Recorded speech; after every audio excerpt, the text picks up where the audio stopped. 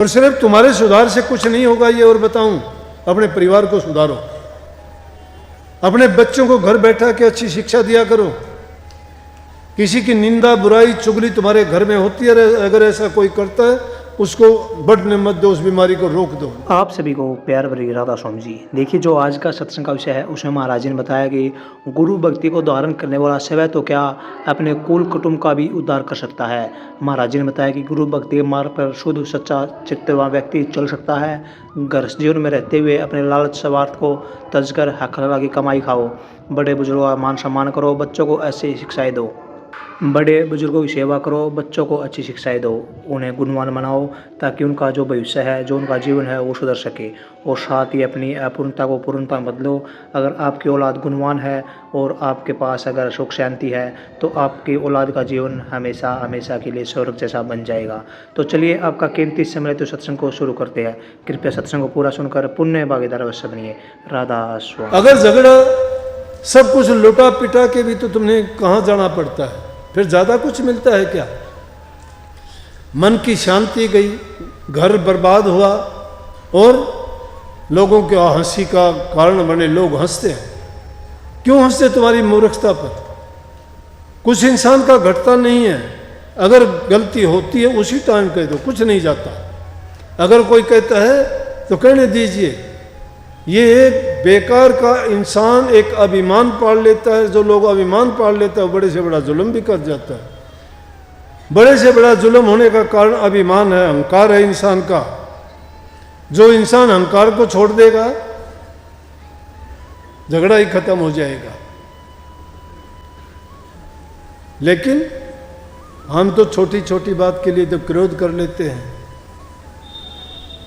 काम के ऐसे हैं कि हमारे जो मन में कामना हुई वही पूरा करने की कोशिश करते हैं।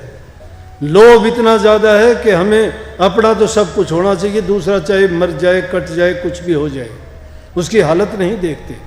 चोर ठग लुटेरे क्या करते हैं? उसको पता है कि उस इंसान ने ये चीज़ कैसे जोड़ी होगी, कैसे पैसे उसने कमाए होंगे, और उनकी चीज़ों को चुरा ले जाते हैं, लूट ले जाते हैं। उनका भला कैसे होगा? लोभ में ऐसा करते हैं, लालच में ऐसा करते हैं, स्वार्थ में ऐसा करते हैं। लेकिन जो आदमी दूसरे का हित करना सीख जाता है वो सेवा भी करता है। सेवा दिखावे की नहीं, सेवा दिल से होती है। सेवा जो इंसान करता है उसका अभिमान चला जाता है, अभिमान नहीं होता।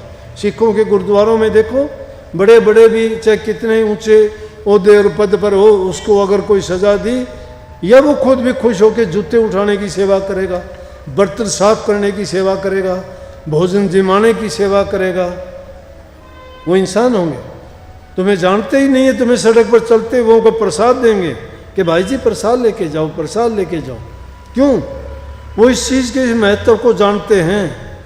इंसानियत की सेवा करना बहुत उत्तम है। क्योंकि इंसान 84 लाख योनि में सबसे उत्तम चोला है, इससे उत्तम चोला कोई नहीं है। सिखों ने ही कहा है, नानक साहब ने, बही प्राप्त मानुष दे हरिया, गोविंद मिलन की ये तेरी बरिया, और काज तेरे किते न काम, कर साध संगत भज केवल नाम।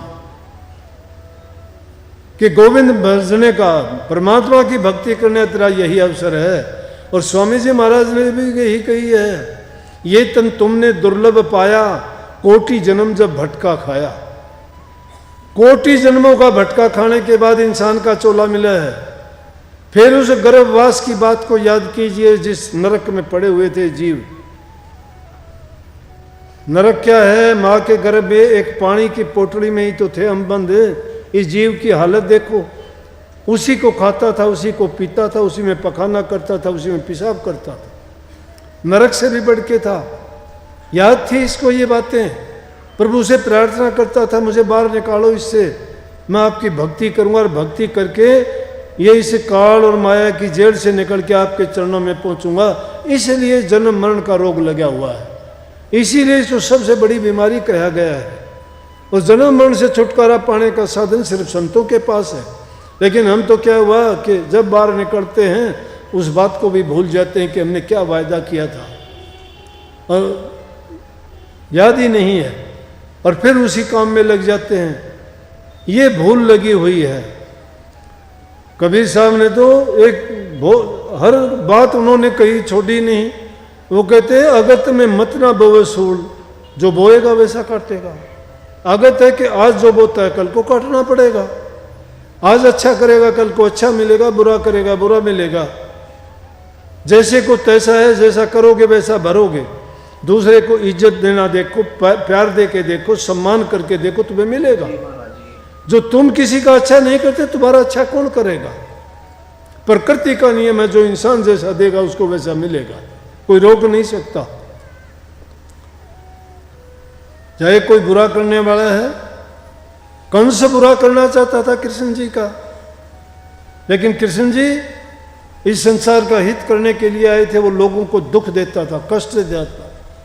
ब्रह्म के अवतारों की ये खूबी थी कि ब्रह्म के अवतार जितने भी आए ना, उन्होंने राक्षसों का संहार किया, मार दिया उन्हें। किसी को भी देख लो, कहीं नरसिंह रूप धार के, कहीं श्री कृष्ण का रूप धार के, कहीं श्री राम का रूप धार के रावण और लंका के राक्षसों को खत्म किया। जितने भी अवतार आए थे, ये इन्होंने संहार किया, राक्षसों का, दुष्टों का, पापियों का। लेकिन आज का युग संतों का युग है, और संत आपको प्रेम का पाठ पढ़ाते हैं, सेवा का पाठ पढ़ाते हैं कि नहीं, दुख ना दो किसी को। तुम्हें भी कोई दुख देता है, उसका भी भला करो, नेकी कर दरिया में डाल, भला करके भूल जाओ। दूसरे की भलाई करोगे, तुम्हें तुम्हारी आत्मिक शांति मिलेगी। बुराई करके कोई आदमी चैन से नहीं रह सकता। तो संतों का युग है। संत प्रेम के रास्ते पे, प्रेम का कोई मोल नहीं है, कोई तोल नहीं है। इसलिए सत्संगियों को आपस में प्रेमी बोलते हैं। लेकिन सत्संगियों में भी आपसी द्वेष हो, ईर्ष्या हो, बैर हो, एक दूसरे की टांग खिंचाई करते हो। अरे तुम अगर किसी से मुकाबला करना चाहते हो तो ये मुकाबला करो ना, मैं इससे ज़्यादा भजन करूँगा, इससे ज़्यादा अच्छे नेक काम करूँगा, इससे अच्छा ज़्यादा परमार्थ और परोपकार करूँगा, इससे ज़्यादा मैं सेवा करूँगा। तुम अच्छा करने में दूसरे का प्रतिस्पर्धा करो, बुराई करने में नहीं। बुराई की ओर क्यों बढ़े जाते हो? बुराई करने वालों को ताकत मिलती है, क्योंकि काल की शक्तियाँ, काल का शासन है, काल उनको ताकत देगा। लेकिन अच्छा करने वालों को ताकत सतगुरु देता है। जो गुरु की शरण में चले गए, उनको गुरु शक्ति कब देगा? जब गुरु को याद रखोगे। गुरु को तो कभी भूलने से भी याद नहीं रखते। इसीलिए गुरु के गीत गाए गए। गुरु की कर हरदम पूजा, गुरु समान कोई देव न दूजा। गुरु चरण सेव नित करिए, तन मन गुरु आगे धरिए। गुरु ब्रह्म रूप धर आए, गुरु पार ब्रह्म गति गाए। गुरु सत्य नाम पद खोल्या, गुरु अलख अगम को तोल्या। गुरु रूप धरा राधा स्वामी, गुरु से बढ़ के नहीं अनाम। गुरु ब्रह्म रूप धरा है। क्यों कही इतनी बातें? कि गुरु सारे ही तो काम करता है। गुरु ब्रह्मा है, गुरु विष्णु है, गुरु महादेव है। गुरु तुम्हारा सुधारक है, गुरु माँ बाप है। गुरु तुम्हारा कल्याण करने वाला, तुम्हारा हित करने वाला, तुम्हें जीवन देने वाला, तुम्हारे बुराइयों से बचाने वाला, तुम्हारे पाप कर्मों को हरने वाला गुरु है। और कहीं ये सामान नहीं मिलता। गुरु के संग में ही आपको ये चीजें मिलती हैं। दुर्भाग्य उन लोगों का जो गुरु को नहीं जानते, गुरु को नहीं पहचानते। देह को गुरु मत मानिए। आप देह को गुरु मानते होंगे। कोई कहता है मेरा गुरु दिनोद में बैठा है, कोई कहता है मेरा गुरु आगरा में बैठा है, कोई कहता है मथुरा में बैठा है, कोई दिल्ली में बैठा है। नहीं, गुरु तुम्हारे हृदय में बैठा है। अपने आप को पहचानिए। गुरु तुम्हारे अंदर में बैठा है, उसको खोजिए, और वो नूरी गुरु है। लेकिन जब तक तुम्हें देह रूप का गुरु ज्ञान नहीं देगा, उसकी तरफ नहीं चल सकते। स्वामी जी महाराज ने वाणी लिखी कि सतगुरु खोजो है प्यारी, जगत में दुर्लभ रतन यही। दुर्लभ रतन बताया। दुर्लभ रतन क्यों कहा? कि रतन की कीमत बहुत ज़्यादा होती है, लेकिन दुनिया का दुर्लभ रतन क्या है? गुरु। गुरु हमें सब प्रकार का ज्ञान देता है, और संसार में सभी चीज़ें मिल जाएंगी, लेकिन भक्ति रूपी ज्ञान या प्रभु से मिलने का रास्ता गुरु से ही प्राप्त हो सकता है, और कहीं दूसरी जगह ऐसी नहीं मिलेगी आपको। इसलिए गुरु का संग करो, गुरु के वचन की पालना करो। इसको गुरु भक्ति कहते हैं। और कही है कि गुरु भक्ति दृढ़ के करो, पीछे और उपाय। गुरु भक्ति दृढ़ कर लो। गुरु भक्ति दृढ़ करने का मतलब गुरु की आज्ञा में चलो। गुरु आज्ञा क्या देता है? गुरु ये कहता है बुरे कर्मों को छोड़िए, अच्छी बातों को अपनाइए, सेवा करो, प्रेम करो, एक दूसरे को गले लगाओ, भूखे गरीब की सेवा करके माँ बाप बुजुर्ग का मन प्रसन्न करो। उनको अगर तुम प्यार दोगे, उनको इज्जत दोगे, तो उनसे जो मेहर मिलेगी तुम्हें, मुफ्त में तुम्हें इनाम मिलेगा उनकी ओर से। भक्ति की ओर फिर चलना ये जरूरी है। नाम में बहुत ज्यादा शक्ति है, चाहे कितना भी कुछ भी करो, ये चीजें जब तक नहीं करते नाम की ओर नहीं बढ़ोगे। मैंने इसलिए इन चीजों पर जोर देता हूं। मैं कहता हूं व्यक्तिगत इंसान का चरित्र नहीं होगा ना, वो कुछ नहीं कर सकता। पहली चीज है चरित्रवान बनो, अच्छे गुणों को अपनाओ, जहां कहीं जाओ अच्छी बात ग्रहण करो। गुणग्रही बनो, अगुणग्रही नहीं। गुणों को ग्रहण करो, चाहे कहीं से भी अच्छा गुण मिल जाए।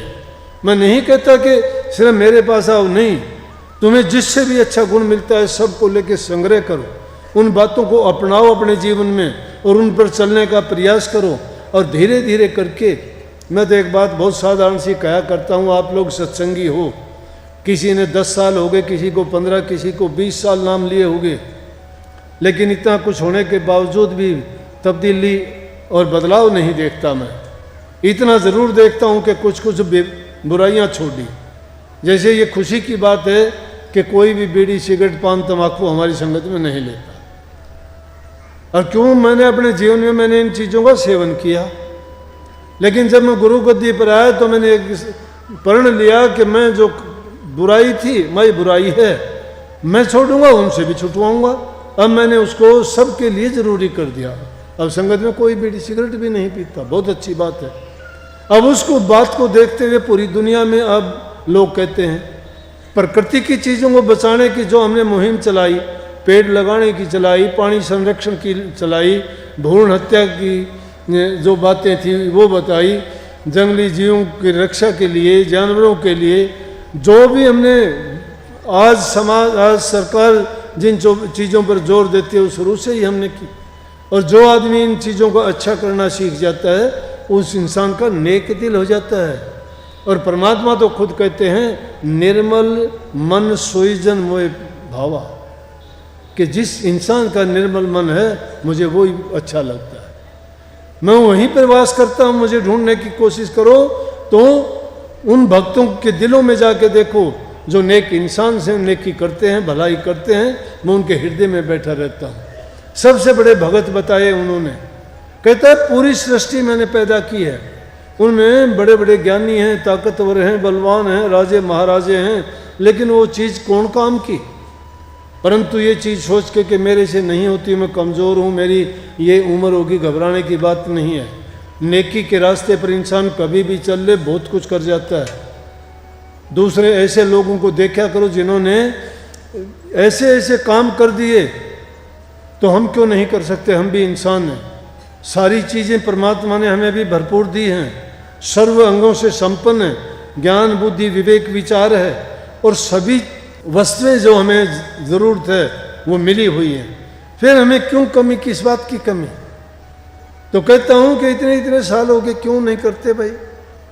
एक बच्चे को विद्यालय में बैठाते, पहली क्लास वाला 1 साल में अगली क्लास में हो जाता है, 2 में, 2 वाला 3 में, 3 वाला 4 में होना चाहते हैं वो। पुलिस में लग गया, सिपाही से हवलदार, हवलदार से थानेदार, डीएसपी एसपी बनना चाहता है, प्रमोशन होता है उनका, सीनियर होते चले जाते। आप सीनियर होके जूनियर कैसे होते जा रहे हो? जो जो बढ़ते जाते हो नाम की कमी कैसे आती जा रही है? और सिर्फ तुम्हारे सुधार से कुछ नहीं होगा ये और बताऊं, अपने परिवार को सुधारो, अपने बच्चों को घर बैठा के अच्छी शिक्षा दिया करो। किसी की निंदा बुराई चुगली तुम्हारे घर में होती है, अगर ऐसा कोई करता है उसको बढ़ने मत दो, उस बीमारी को रोक दो, नहीं तो बर्बाद कर दोगे उनके जीवन को भी। उनको अच्छा और सच्चा बनने की शिक्षा दो, उनको धन देने की जरूरत नहीं है। बच्चों की इच्छाएं पूरी ना करो, जरूरतें पूरी करो। इच्छा तो पता नहीं क्या क्या उठा लेंगे, लेकिन जरूरत पूरी करो। उनको जिस चीज की जरूरत है उनकी इच्छाएं, वो अगर कहता है कि आज ये पूरी करो, आज मुझे मोबाइल चाहिए, आज मोटरसाइकिल चाहिए, आज कार चाहिए, मुझे ऐसे कपड़े, ऐसे जूते चाहिए, वो ज़रूरत की चीज़ें दीजिए। लेकिन उनकी इच्छा बढ़ती जो जाती है उन पर रोक लगाइए, उनके ऊपर नज़र रखिए, क्या करते हैं, कहाँ जाते हैं, क्या पढ़ते हैं, उनकी संगति क्या है। संगति बर्बाद कर देती है इंसान को। बुरी संगति में मत बैठने दिया करो। नेक जगह में जाते हो तो कोई खतरा नहीं है, अच्छाई लेके आएंगे। लेकिन अगर संगति जिस बच्चे की बुरी होगी वो कभी सुधर नहीं पाएगा। फिर सत्संग को पूरा सुनने के लिए का बहुत बहुत धन्यवाद। हम आशा करते हैं आपने सत्संग को बड़ा ही ध्यान से सुना होगा। तो जैसे पहले सत्संग जी आपने सत्संग में सुना, महाराज जी ने बताया कि हमें अपने बच्चों के अंदर अच्छी शिक्षा भरनी चाहिए, उनको अच्छे संस्कार देना चाहिए और उनका विशेष ध्यान रखना चाहिए कि वे किस संगति में रहते हैं, क्योंकि संगति से इंसान बिगड़ता और सुधरता है। अगर उनकी संगति अच्छी है तो अच्छी शिक्षा लेकर आएंगे, और अगर उनकी संगति बुरी है तो उनके अंदर भी बुरा प्रकाश भर जाएगा। इसलिए हमें अपने बच्चों की तरफ विशेष ध्यान दीजिए और उनको अच्छी शिक्षा दीजिए ताकि उनका जो भविष्य है वो सुधर सके। और जैसे महाराज जी ने बताया कि जो इंसान चुगली निंदा करता है, जो इंसान बुराइयां करता है, उस व्यक्ति का जीवन वैसे ही नरक बन जाता है। वह व्यक्ति ना तो भक्ति कर सकता और ना ही जीवन में आगे बढ़ सकता। अगर हमें अपने जीवन में आगे बढ़ना है तो हमें उसके लिए बुराई को त्यागना पड़ेगा, अच्छी बातों को अपनाना पड़ेगा, सत्संग को अपनाना पड़ेगा, सत्संग में जाकर गुरु महाराज जी के आदर्शों पर चलना पड़ेगा। तो कृपया गुरु महाराज जी की इन बातों को आप अपने जीवन में अवश्य उतारिए और अपने जीवन को सार्थक अवश्य बनाइए। और साथ ही अगर आपको सत्संग अच्छा लगा तो कमेंट बॉक्स में राधा स्वामी लिखकर पुण्य भागीदार अवश्य बनिए। मिलते हैं जल्दी एक नए और बहुत ही प्यारे प्रवचनों के साथ।